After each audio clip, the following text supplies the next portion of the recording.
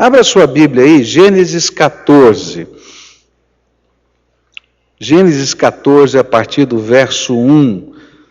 Nós vamos começar a estudar esse texto agora e continuaremos hoje à noite e ainda domingo que vem pela manhã. A Bíblia diz assim, Gênesis 14, a partir do verso 1. Nesse tempo, Anrafel era rei de Sinar, Arioque era rei de Elazar, Quedarlaomer era rei de Elão, e Tidal era rei de Goim. E esses quatro fizeram guerra contra os seguintes reis: Bera de Sodoma, Birsa de Gomorra, Sinabe de Admá, Semeber de Zeboim, e contra o rei de Bela, cidade que também se chamava Zoar. Esses 5 reis juntaram os seus exércitos no vale de Sidim, onde fica o Mar Morto.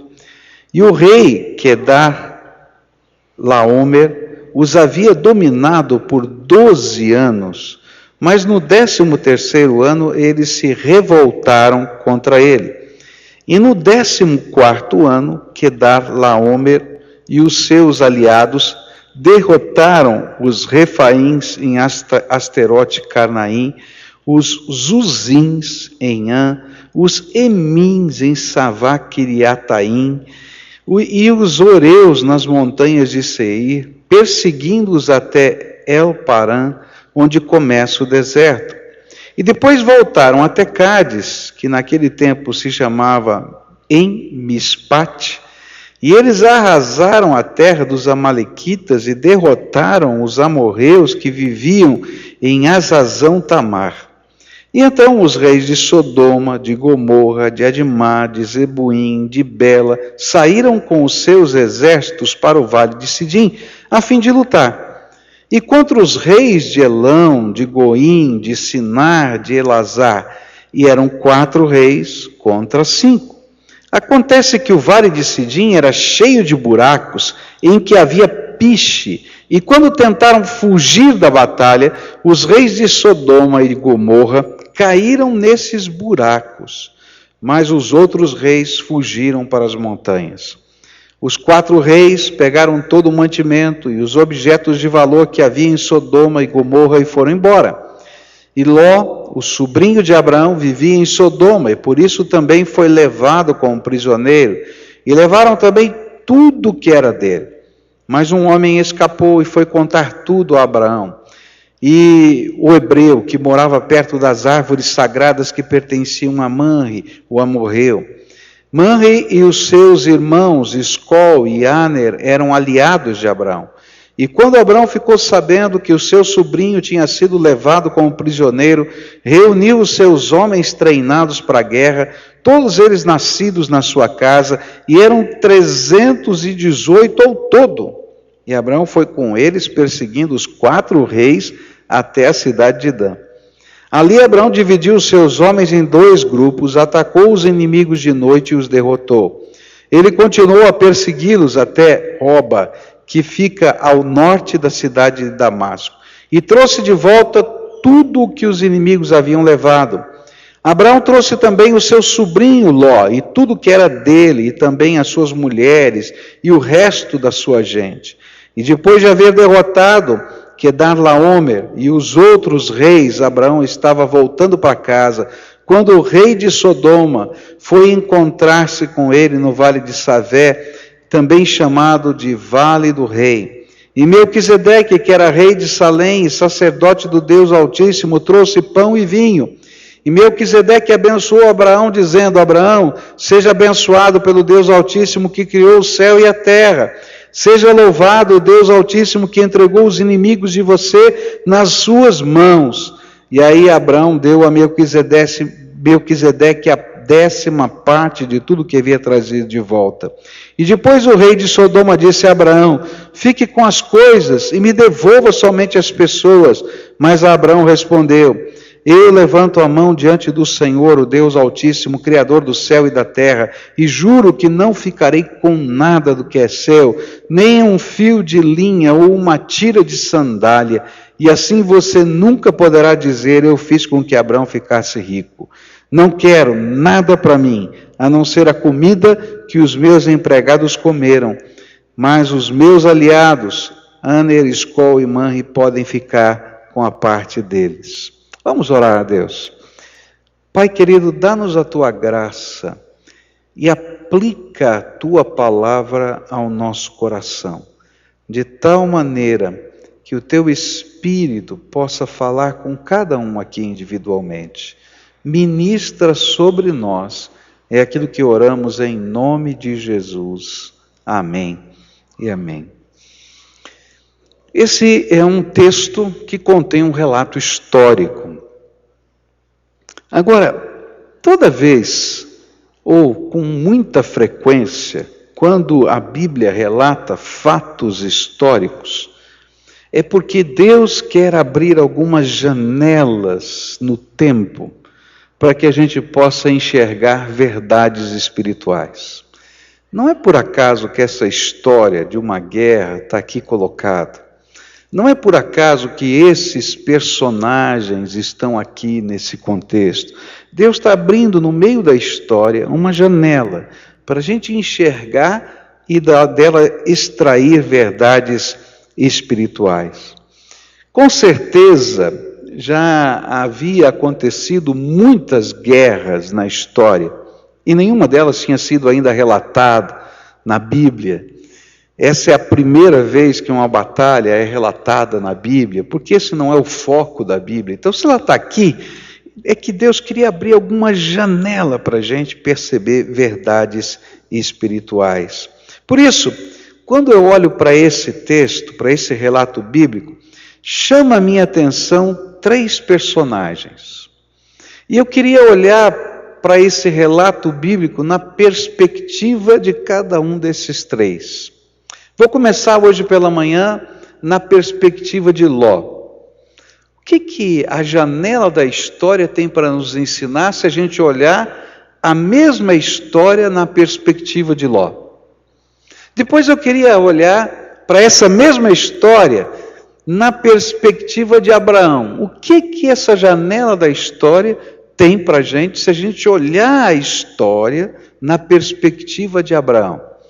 E por fim, domingo que vem, eu quero olhar essa mesma história na perspectiva de um personagem enigmático da Bíblia, chamado Melquisedeque. E eu quero olhar essa mesma história na perspectiva desse homem. E assim, olhando a mesma história nas perspectivas de cada um desses personagens, eu tenho certeza que Deus vai abrir janelas espirituais para que a gente possa compreender a vontade dele para a nossa vida. Então vamos começar com Ló. Esse é o nosso projeto para hoje de manhã. Primeiro, quem era Ló? Vamos lembrar, se você está estudando a Bíblia conosco, você já sabe um pouquinho de Ló, porque a gente já viu aqui no livro de Gênesis. Ele era sobrinho de Abraão. E com certeza ele tinha aprendido com o seu tio a respeito do Deus Todo-Poderoso. Porque desde muito tempo, quando Abraão saiu lá de Ur dos Caldeus, ele vem acompanhando o seu tio, ele faz parte da família, é como um filho para ele está lá caminhando. E lembra que Abraão nessa época não tinha filhos. Esse moço, agora já homem, era o menino que estava na casa dele. E com certeza ele vira Abraão construir os seus altares, ele vira o momento em que Deus tocar o seu coração para dizer, larga a tua terra, a tua casa, a tua parentela e vai para o lugar que eu vou. E ele vai nesse projeto de fé, e Ló está acompanhando tudo isso. E ele sabe que ele era um migrante, que não tinha nada, que tinha só, quem sabe, alguns animaizinhos e algum tipo de carruagem ou carro para levar suas coisas de um lugar para o outro, ou com algum camelo, alguma coisa assim. E de repente ele vê Deus abençoando a vida de Abraão, e Abraão sendo um homem agora próspero. E ele está vendo tudo isso a respeito da graça de Deus. Na casa de Abraão ele viu os milagres de Deus. E de certa forma, parte da bênção material, porque a Bíblia nos diz no capítulo 13, que agora ele era um homem muito rico, Ló era um homem muito rico, tão rico, que tinha tanto gado que não dava mais para os dois rebanhos conviverem. E agora ele entende, quem sabe, ele podia ter entendido que parte da bênção material que ele possuía era como que respingos da bênção de Deus, o seu tio, sobre a vida do seu tio, que estava agora chegando na sua vida. Mas o seu tio, em um determinado momento da vida, fez algo que Deus não desejava. E a gente aprende coisas boas e coisas más das pessoas. Não só coisas boas. Não é verdade? A gente estava conversando ontem, né? E ontem em uma conversa de família, e um dos membros de família disse assim, né? Que quando foi visitar parentes distantes, tinha 3 ou 4 anos, começou a dar aula, a família toda italiana, não é? E a criança só falava português, e a família dos italianos se reuniu para ouvir a aula da garota. E alguém começou a dar risada, né, da criança, e então a criança olhou bem forte e disse assim, fica quieto agora, zíper na boca, né? E aí todo mundo ficou espantado, né? O que está acontecendo? Ora, ela ia à escola e já tinha aprendido o que a professora ensinava, coisas boas e coisas ruins, não é verdade? E nessa ocasião, Ló aprendeu algumas coisas que não foram boas com Abraão. Abraão foi para o Egito. E lá esse tempo no Egito não foi um tempo que Deus se agradou de Abraão. Ele mentiu. Ele se tornou um homem próspero. Usou de negócios que não eram os jeitos de Deus. E Abraão viu, ou melhor, Ló viu, experimentou, provou um pouquinho do sabor e do jeitão de viver do mundo daquele tempo e gostou. E quando Abraão volta do Egito, ele constrói o altar da adoração, mas em nenhum lugar da Bíblia a gente vai encontrar Ló construindo o seu altar. E na verdade, o que a sequência bíblica nos mostra é um progressivo afastamento de Deus na vida de Ló. E toda vez que a gente começa a namorar ou admirar o jeitão de viver daqueles que não têm a Deus, a gente vai se afastando de Deus. Eu posso conhecer os valores, eu posso ter experiências profundas com Deus, eu posso ter marcas do Todo-Poderoso na minha vida, eu posso saber quem é Deus, eu posso saber de cor versículos da Bíblia, mas eu vou me afastando de Deus. Olha só o que a Bíblia diz em Tiago 4, verso 4. Diz assim a Bíblia: gente infiel, será que vocês não sabem que ser amigo do mundo é ser inimigo de Deus? Quem quiser ser amigo do mundo se torna inimigo de Deus. O que a Bíblia está querendo ensinar para a gente? É que quando eu começo a admirar os métodos, os valores, o jeito de viver, de resolver problemas que a sociedade tem, eu começo a me afastar dos métodos, dos valores, do jeito de viver que Deus tem para a minha vida. E toda vez que eu me afasto do jeito de Deus na minha vida, eu estou em guerra com Deus. Não tem jeito de eu viver paz com Deus se eu estou lutando contra os valores de Deus. E de alguma maneira a guerra que está dentro de mim vai aparecer do lado de fora da minha vida. E essa guerra que vai acontecer com a sociedade de Sodoma e Gomorra e os outros povos que estão ao seu redor, com esses outros reis, e que vai ter consequências na vida de Ló, que talvez alguém vai dizer, não, Ló não tem nada a ver com isso. Não, mas todo aquele sistema estava debaixo de um juízo de Deus. A guerra que está no coração se manifesta na vida. A impressão que eu tenho é que com o tempo, Ló e a sua família foram pouco a pouco se conformando com o mundo, a ponto de, para evitar uma guerra na família, Ló e Abrão se separaram. E ele escolhe então, Ló escolhe os vales férteis e se aproxima de Sodoma e Gomorra, porque ele está obcecado por aqueles valores, e sem perceber que o que ele realmente desejava era uma conformação com o jeito de pensar, de viver do mundo que ele escolhera.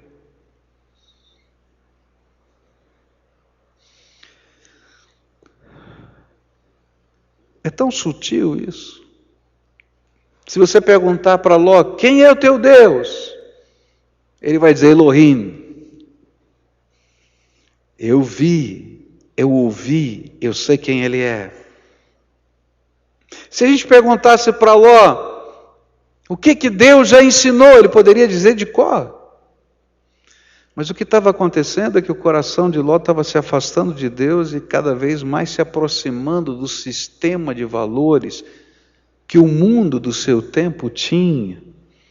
E Efésios capítulo 2 vai ensinar para a gente que esse sistema de valores está debaixo do poder do príncipe das trevas. Há uma inteligência por trás que está controlando esse sistema de valores. E é por isso que a Bíblia vai dizer em Romanos 12, versículo 2, olha o que a Bíblia diz: não vivam como vivem as pessoas deste mundo, mas deixem que Deus os transforme por meio de uma completa mudança da mente de vocês, e assim vocês conhecerão a vontade de Deus, isto é, aquilo que é bom, perfeito e agradável a Ele. O que eu acredito é que a lição espiritual que essa história me revela na perspectiva de Ló é que Deus nos disciplina antes do dia mau. Que Deus nos disciplina antes, para que possamos nos arrepender e mudar, de maneira que o dia do julgamento deste mundo não coincida com o dia do meu próprio julgamento. Porque se Deus não nos disciplinar antes, Ele vai ter que nos julgar junto com esse mundo. E é isso que diz a Bíblia em 1 Coríntios, capítulo 11, verso 32. E é muito interessante que esse texto está no contexto da ceia do Senhor. E ele diz assim, examine-se a si mesmo, quando você estiver pegando o pão para beber o vinho, lembra que Jesus morreu por você, arrependa-se do seu pecado, muda de vida. Por quê? Verso 32. Mas somos julgados e castigados pelo Senhor para não sermos condenados junto com o mundo. Nesse tempo, Deus já sabia que logo teria que destruir a cidade de Sodoma e Gomorra. Capítulo 19 do livro de Gênesis, nós estamos no 14. As cidades de Sodoma e Gomorra seriam destruídas, o juízo de Deus viria sobre a terra. Deus já sabia que essas cidades seriam destruídas por causa dos seus pecados e dos valores que elas defendiam. E lá no capítulo 18, verso 20, ele já anuncia para Abraão que isso vai acontecer. No capítulo 19, versículo 13, ele manda os seus anjos para fazerem isso. E no capítulo 16 do livro de Ezequiel, versículos 49 e 50, ele vai falar quais eram as coisas que estavam pedindo o juízo de Deus. E ele vai dizer assim, Ezequiel 16, versículos 49 e 50, Sodoma e as suas filhas eram orgulhosas, porque tinham muita comida e viviam no conforto, sem fazer nada, porém não cuidaram dos pobres e dos necessitados. Elas foram orgulhosas e teimosas, e fizeram as coisas que eu detesto, e por isso eu as destruí, como você sabe muito bem. Sabe o que estava acontecendo no coração daquela sociedade de Sodoma e Gomorra? E que começou a acontecer no coração de Ló? Sutilmente, eles começaram a ficar muito orgulhosos deles mesmos. Nós somos bons, hein? Nós vivemos numa terra que emana leite e mel. Olha que maravilha a nossa terra. Olha, você viu a nossa produção, que maravilhosa. Você viu a nossa economia, que maravilhosa. Nós somos bons, hein? E eles não entendiam que tudo que eles tinham era bondade do Senhor. Porque na hora que Deus mandou a destruição sobre aquele vale, se você for hoje naquele vale onde existiam essas cidades, é onde está o Mar Morto. É um deserto, não tem nada. Eu acho que Deus deixou aquilo como uma marca para a história. Nem peixe tem naquele mar. Você já viu um mar que não tem peixe? Porque tem tanto sal naquele mar que nenhum peixe sobrevive. É morto, aquele vale é deserto. É morto. Porque Deus estava dizendo assim, olha, tudo que você tem é graça de Deus sobre a tua vida.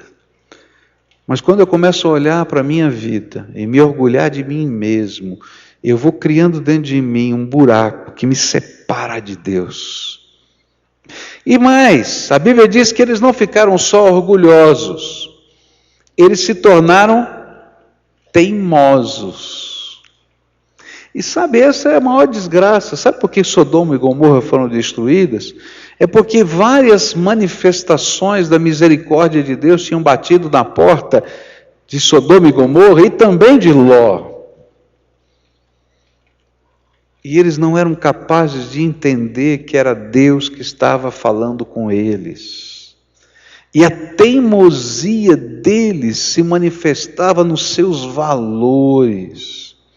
E o que acontece? Quando eu me torno orgulhoso e teimoso e acho que sou o dono da verdade, eu começo a construir um sistema de sociedade que não tem amor, que não tem justiça, que não tem misericórdia.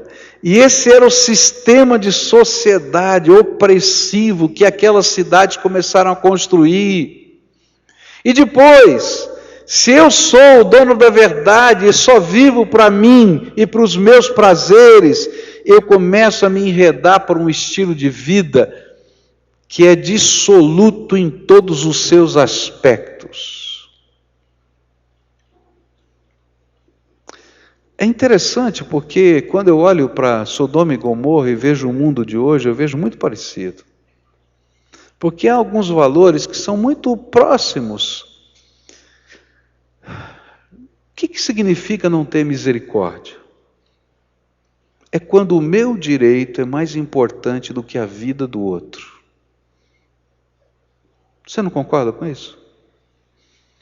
Quando o meu direito é mais importante do que a vida do outro. E quando eu vejo uma sociedade fazendo uma apologia tão grande pelo aborto, e dizendo que o direito da mulher pelo seu corpo é maior do que a vida de um ser que ela está gerando dentro dela, eu vejo uma sociedade sem misericórdia.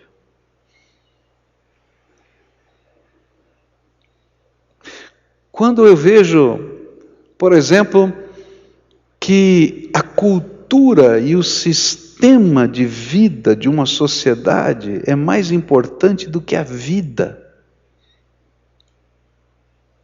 E aí eu vejo o governo brasileiro proibindo você de retirar de uma cova, numa tribo indígena, Crianças que estão sendo mortas, enterradas vivas, e os missionários que vão lá e tiram da cova são presos, sofrem processos horrendos, como eu conheço alguns que estão respondendo processos horrendos, com risco de prisão, porque a cultura é mais importante do que a vida da criança que está sendo enterrada viva. E o governo brasileiro diz que isso é justo. E mais, a lei brasileira diz que esse índio, ele não tem responsabilidade civil sobre nada que ele faz, porque ele é um tutelado do Estado. Ora, quando o tutelado faz alguma coisa errada na nossa sociedade, quem responde é o tutor. Então, quem tem responsabilidade?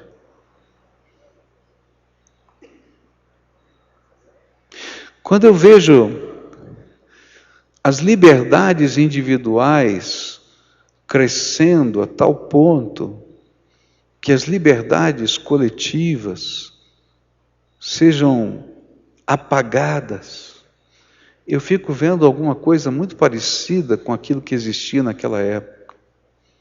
Quando eu vejo o prazer ser mais importante do que a justiça, do que a honestidade, do que a bondade, do que o socorro, do que a misericórdia, eu vejo alguma coisa muito parecida com aquilo que acontecia nos tempos de Ló.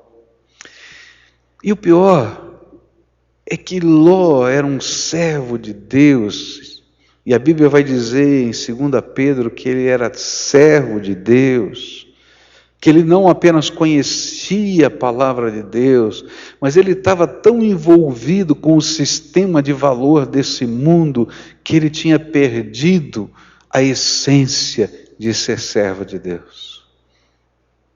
E queridos, quando isso acontece, Deus tem que disciplinar primeiro os seus servos.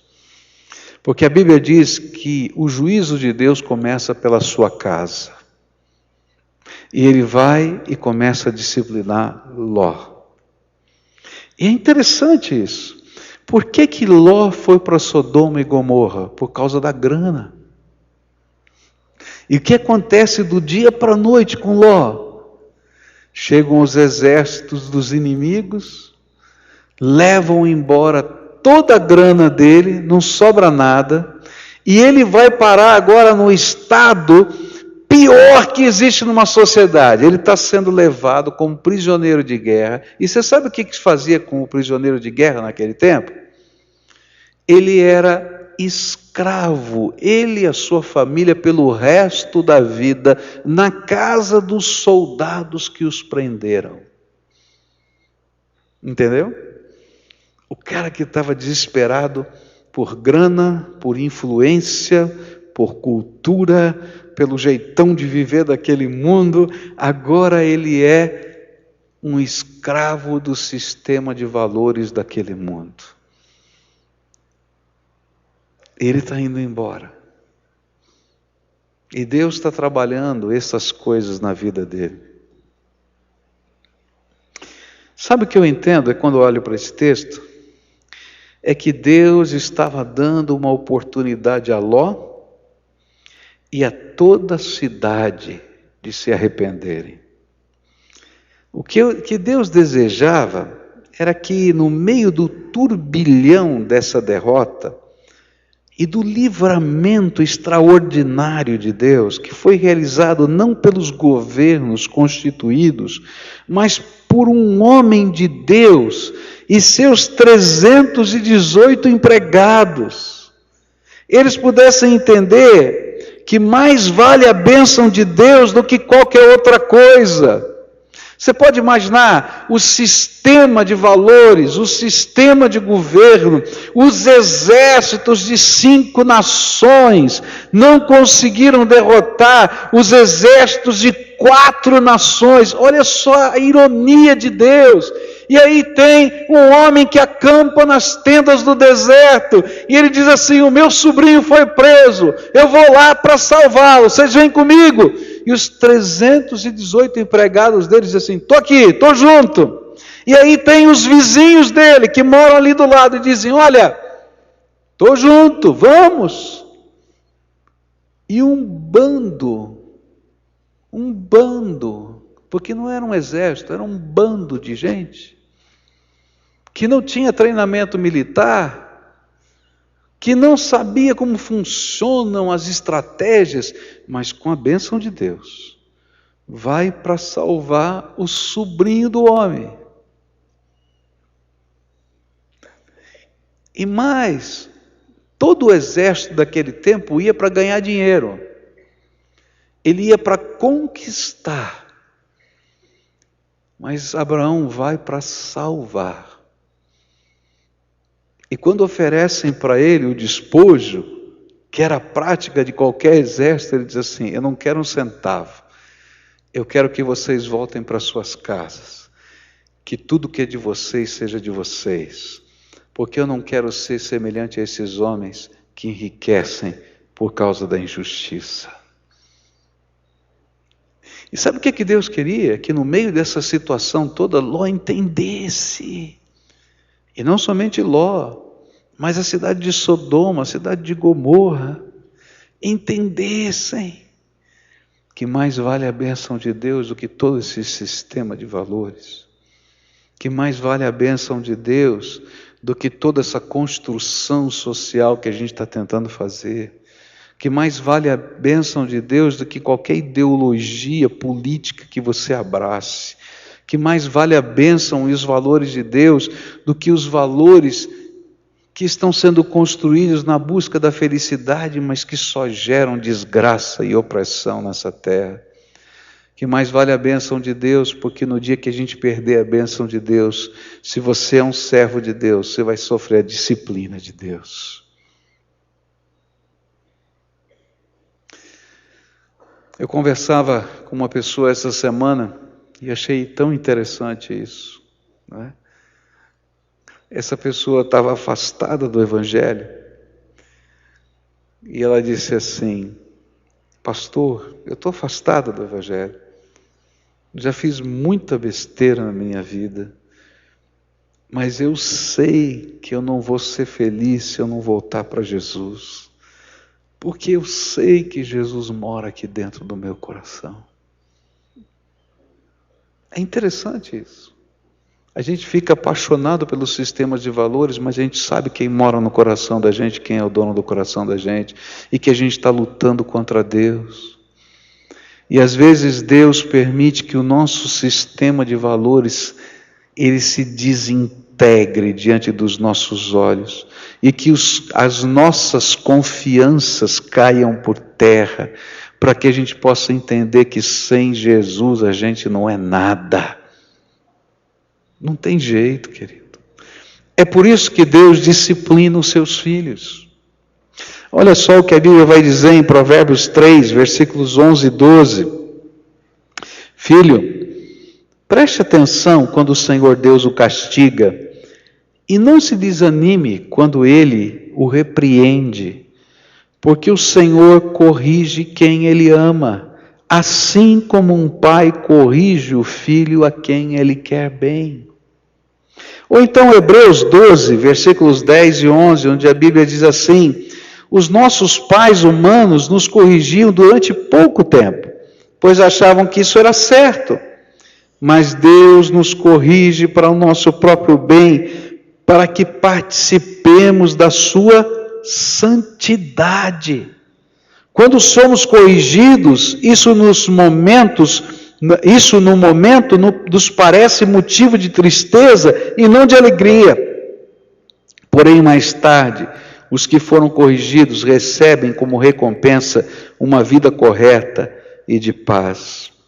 O que Deus estava desejando é que Ló pudesse entender que os valores e estilo de vida que ele estava permitindo que pouco a pouco estivessem dominando o seu coração fossem deixados de lado, para que o verdadeiro pacto com o Senhor da sua vida tomasse o primeiro lugar.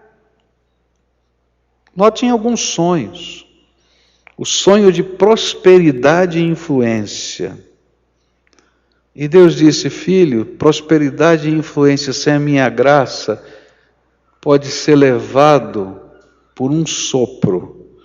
E da noite para o dia, o rico criador de gado e influente personagem da cidade de Sodoma foi levado como escravo junto com toda a sua família e toda a cidade. Do dia para a noite, a sua orgulhosa posição se transformara no mais baixo lugar da sociedade. Era como se Deus dissesse: Ló, tudo isto é ilusão.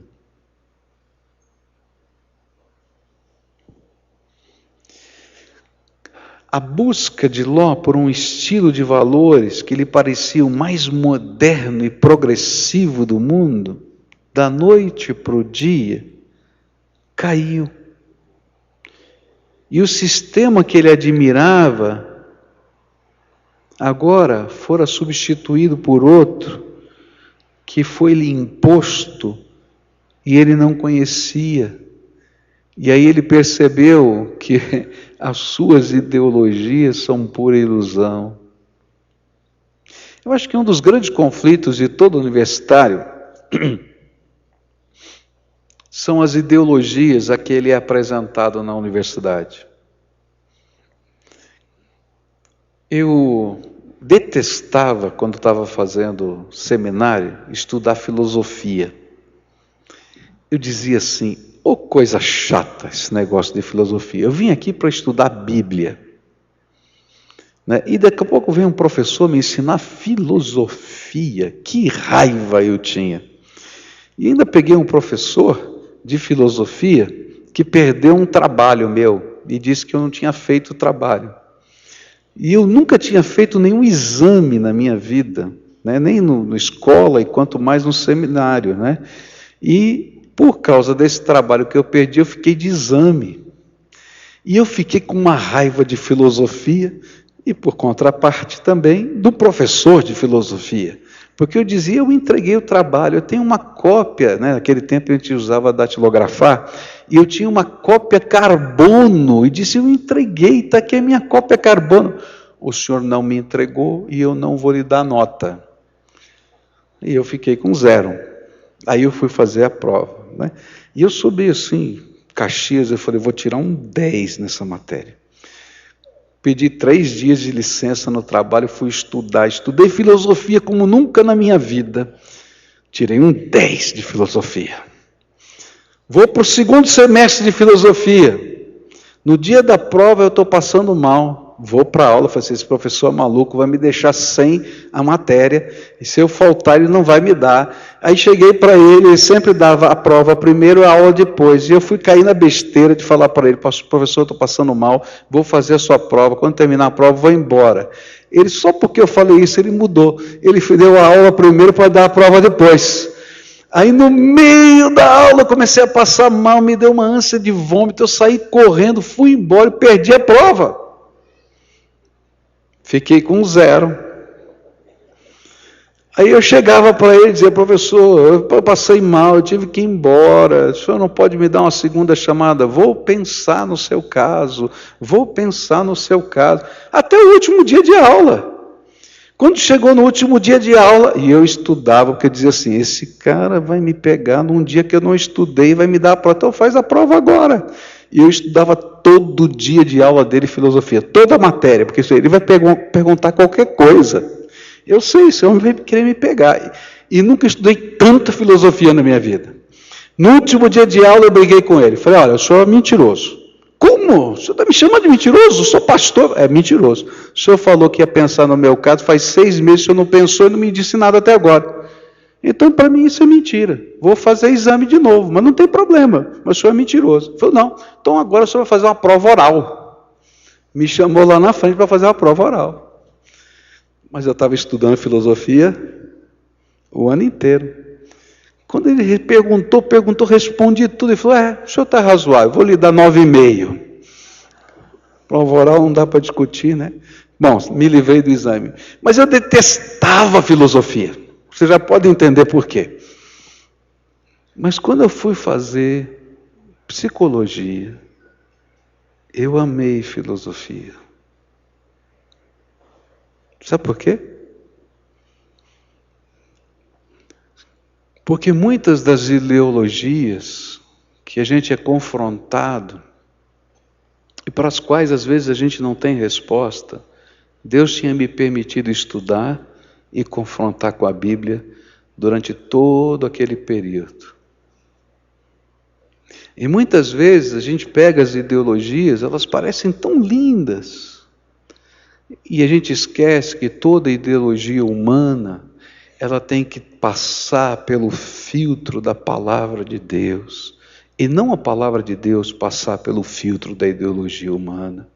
Porque a palavra de Deus é revelação do Altíssimo, e a ideologia humana é concepção da mente de um homem mortal, falho e pecador. E por mais inteligente que ela seja, não se compara à sabedoria do Deus Todo-Poderoso.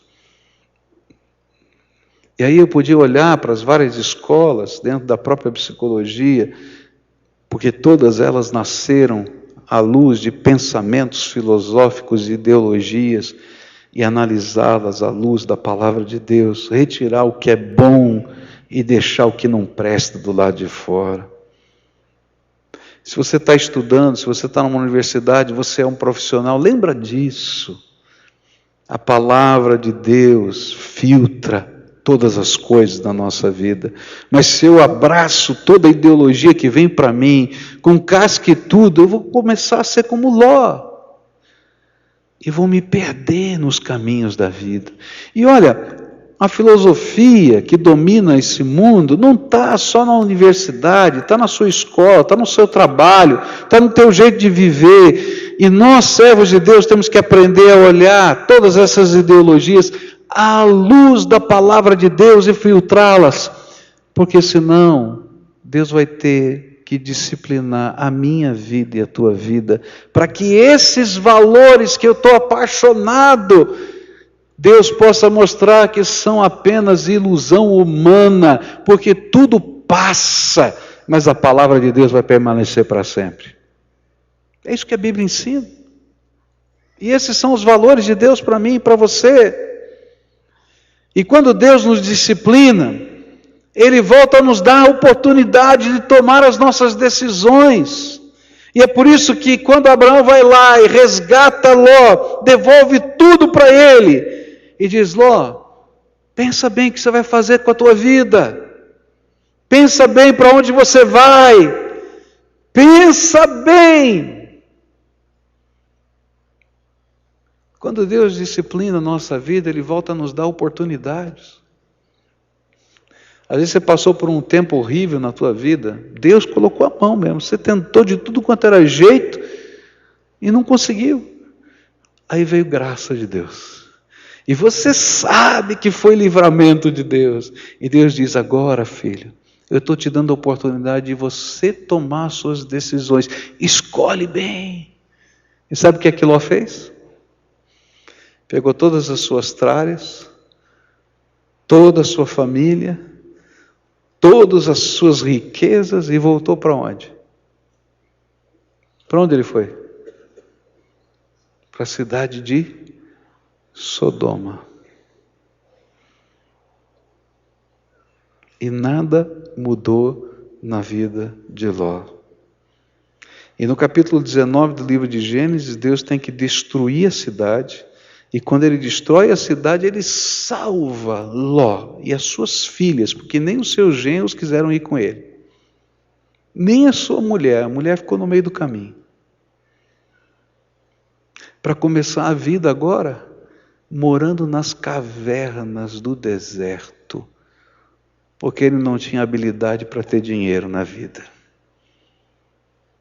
Você está entendendo o que eu estou falando? Às vezes Deus está disciplinando a tua vida para dizer: acorda, e você não entende. E lembra, para Deus as pessoas valem mais do que as coisas. Se para você viver a vida cristã, você tem que morar num barraco, numa favela de Curitiba, Ele vai te botar num barraco, numa favela de Curitiba. Você está entendendo o que eu estou falando? Antes disso, Ele vai te dar uma segunda chance, uma terceira. Mas se você não entende, é cabeça dura, Ele vai te botar um barraco numa favela. E não é só isso, não. A nossa sociedade vai ser disciplinada por Deus. Tem gente que não gosta que eu fale isso. Mas, queridos, vai chegar um momento em que a iniquidade do Brasil vai chegar num ponto que Deus não vai aguentar.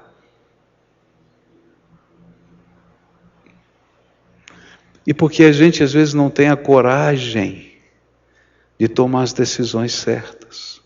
Eu estava lendo uma história, achei muito interessante isso.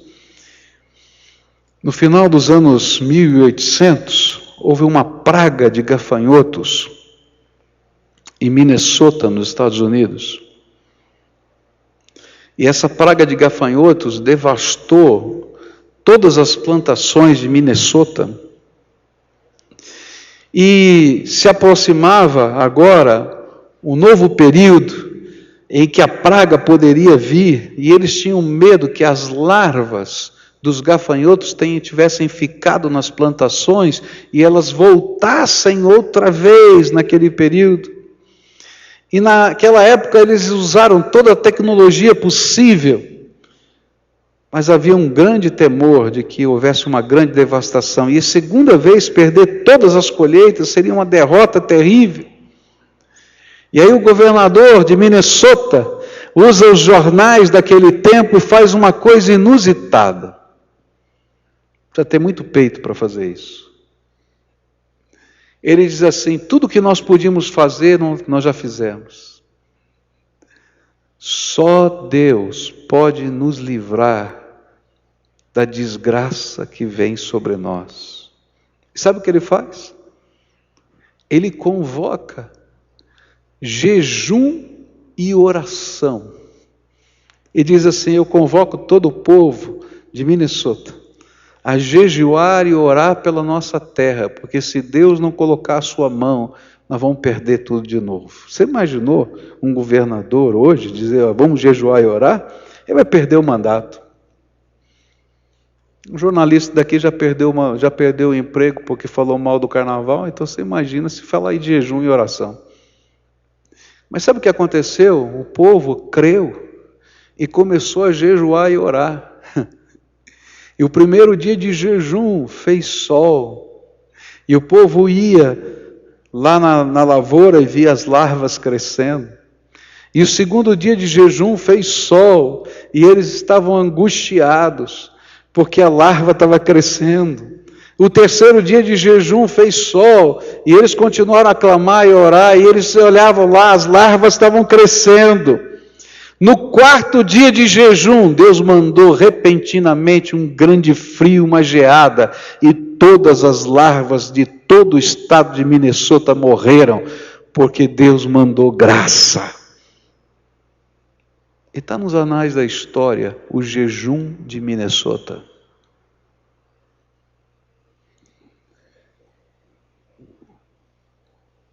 Nem toda a tecnologia do mundo nos livra da disciplina. E a disciplina vem para a gente construir valores novos. Por isso, na perspectiva de Ló, esse texto é um apelo, onde Deus está dizendo para Ló: Ló, eu estou derramando graça de novo sobre a tua vida. Eu estou derramando graça de novo sobre a tua vida. Acorda para eu mudar os valores da tua vida. E nessa manhã eu queria terminar essa meditação orando com você. Porque eu sei que Deus está derramando graça de novo sobre a tua vida. Você está entendendo? Que Deus já abençoou, já marcou, já ensinou, mas há valores que você não colocou dentro da tua alma. Há coisas que você está apaixonada desse mundo que Deus não quer, apaixonado que Deus não quer. Se você não entende a palavra de Deus, Deus vai ter que mostrar pela prática que tudo isso é ilusão, mas dói muito. Você está entendendo? Dói muito. E se você já sofreu essa dor, não passa por ela de novo. Se Deus já te resgatou dessa maneira tremenda, gente, todo mundo podia entender que um exércitozinho de 318 empregados não pode, com uma expedição militar de 5 nações, de 4 nações, que já haviam destruído o exército de 5 nações, que teve 2 anos para se preparar. Porque quando eles pararam de pagar o tributo, eles sabiam que viria o exército, eles se prepararam 2 anos para essa batalha e perderam. Eles sabiam que tinha alguma coisa de Deus. Hoje eu queria convidar você a dar um passo de arrependimento. Presta atenção no que eu estou falando. O que o Espírito de Deus está falando para você é: há valores na tua vida que eu não quero. Há coisas que você está buscando como ideais de vida que não são os ideais do Senhor para você. Elas não são necessariamente pecados, mas elas estão amortecendo o teu coração e estão esfriando a tua fé, e você está se tornando tão secular como qualquer pessoa da sociedade, onde ninguém pode saber nem que você é crente, nem que você teme a Deus. E estão tão enraizados em você que algumas vezes você nem quer que as pessoas saibam que você serve ao Senhor. Porque afinal de contas, você quer ficar parecido com esse mundo. Porque ser diferente desse mundo, às vezes, é ser discriminado. Mas eu prefiro ser discriminado e ter a bênção de Deus, do que ser elogiado por esse mundo e perder a graça de Jesus na minha vida. Eu prefiro que os meus filhos, lá na escola, sorriam dele porque eles temem a Deus, do que ele seja tão parecido com esse mundo que ele não saiba que teme a Deus. Está entendendo? Então hoje, se o Espírito Santo de Deus te convoca ao arrependimento, eu queria orar por você. E vou fazer como eu sempre faço aqui, vou te convidar para sair do teu lugar, vir aqui na frente num ato de fé e de confissão. E a primeira grande tentação que você vai ter, vai dizer assim: Senhor, já entendi, vou fazer do meu jeito. E o Senhor vai dizer: então você não entendeu nada, porque o teu jeito não funciona, você vai fazer do meu jeito. E quando eu chamo você aqui na frente, porque isso é um testemunho para você, não para Deus. Você não vai fazer mais do teu jeito, você vai fazer do jeito de Deus. Então escolhe o que você quer fazer, porque Deus está querendo mudar alguma coisa na tua vida, e começa hoje. Eu disse para uma pessoa hoje começa o dia da virada na tua vida. É isso que a gente vai querer marcar. O dia da virada começou hoje. O dia da mudança começou hoje. O dia dos valores de Deus vai começar agora. O dia da ideologia cair fora e ficar o valor da verdade cristã, que não é uma ideologia, é a palavra viva de Deus, eterna, que vai guardar o teu coração. Começa hoje. Se o Espírito de Deus está falando com você, vem para cá, eu quero orar com você. Vai saindo do teu lugar, vem aqui, em nome de Jesus, eu quero orar por você. E a gente vai estar orando. Se tiver famílias que estão vivendo essa batalha, vem junto, vem marido, vem mulher, venham filhos. Se tiverem jovens aqui que estão vivendo essa batalha na universidade, o Senhor está chamando você para ser um crente na universidade. Você vai na contramão dos processos de hoje. Vão te chamar de tudo quanto é nome. Mas você vai dizer: olha, não importa, eu sou do Senhor. A palavra dele vai filtrar as decisões da minha vida. É isso que eu quero, Senhor. É isso que eu quero. E isso vale para todas as áreas da vida. Valia para um criador de gado, vale para um empresário, vale para um empregado, vale para todos quantos o Senhor está chamando hoje. Está falando com você, você está ouvindo a voz do Espírito.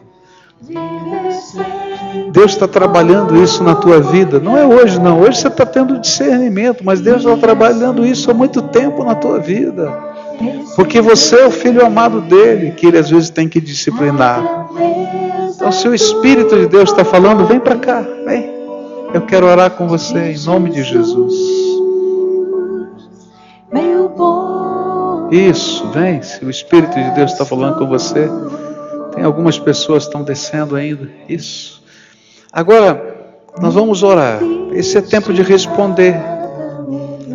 Então fala com Deus. O que é que Ele ministrou no teu coração? Quais são as áreas que você está em luta com Deus? Fala com Ele. E faz entregas. Senhor, não vai ser fácil. Porque essas coisas estão arraigadas na minha mente e no meu coração. Mas eu quero, me ajuda com o teu Espírito, me ajuda com o teu Espírito Santo.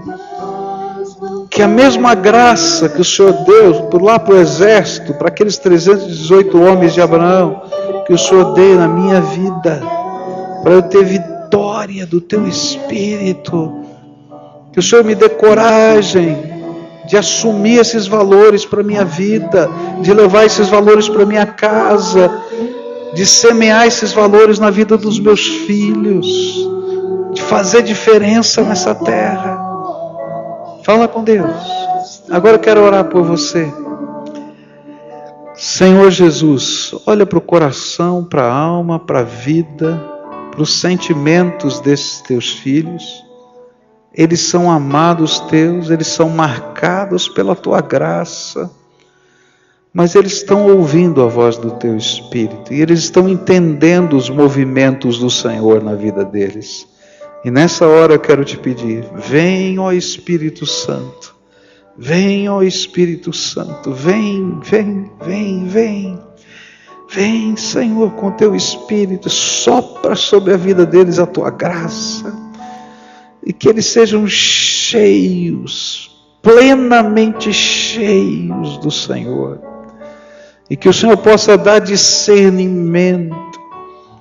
Um dia Abraão teve que fazer isso quando voltou do Egito, e ele entendeu que não era mais o lugar dele lá. Ló não entendeu. Eu quero te pedir, Senhor, faz isso conosco, para que possamos entender e construir os nossos altares na tua presença, e seguir o teu caminho, a tua vontade, o teu propósito. Quero te pedir, Senhor, que toda algema que Satanás tem colocado, quer seja de envolvimentos pessoais, quer seja de alianças financeiras, quer seja, Senhor, de ideologias, de grupos, quebra agora no poder do nome e do sangue de Jesus. E que venham sobre essas vidas, Senhor, as misericórdias do Senhor, as inundações da tua graça, e o poder do teu Espírito Santo. Que hoje seja o dia da virada, Senhor. Que comece alguma coisa nova hoje. Comece em casa, comece no trabalho, comece na escola, comece nos relacionamentos. O dia da virada, Senhor. O dia, Senhor, em que o Senhor não precisa mais repreender, mas que o Senhor vai derramar graça. Restitui, Senhor, os teus servos, para eles usarem para o teu bem, que eles possam usar para o teu propósito. Restitui, Pai, em nome de Jesus, restitui, Pai, mas que eles se levantem, Senhor, com um pacto de viver para a tua glória. É aquilo que eu oro, em nome de Jesus, amém e amém. Fica de pé, querido, dá a mão para quem está perto de você. Você também fica de pé, dá a mão para quem está perto de você, estende a tua mão. Quero te convidar para vir hoje à noite. Hoje à noite a gente vai olhar essa mesma história na perspectiva de Abraão. O que essa história tem a ver com Abraão? E a gente vai aprender na perspectiva de Abraão que todos nós estamos em missão nessa terra. Na perspectiva de Abraão, quando eu tenho um compromisso com Deus, eu estou em missão. que significa estar em missão? A gente vai aprender isso hoje à noite. Queria convidar você para estar comigo, tá? Traz a tua família, porque se começou a virada, você vai estar em missão, tá? Quando eu estou fora dessa virada, eu talvez esteja sob a disciplina, mas quando eu saio disso, Deus diz: agora eu vou te constituir meu servo, eu vou usar você nessa terra, para minha glória. E a gente vai entender o que significa isso, tá? Olhando essa mesma história na perspectiva de Abraão, tá bom? Vamos adorar a Deus juntos, tá? Essa canção é a nossa oração. Logo depois dessa canção eu vou orar por você mais uma vez, tá? E a gente vai se despedir. E lembra, hoje é o dia da virada. Vamos falar junto?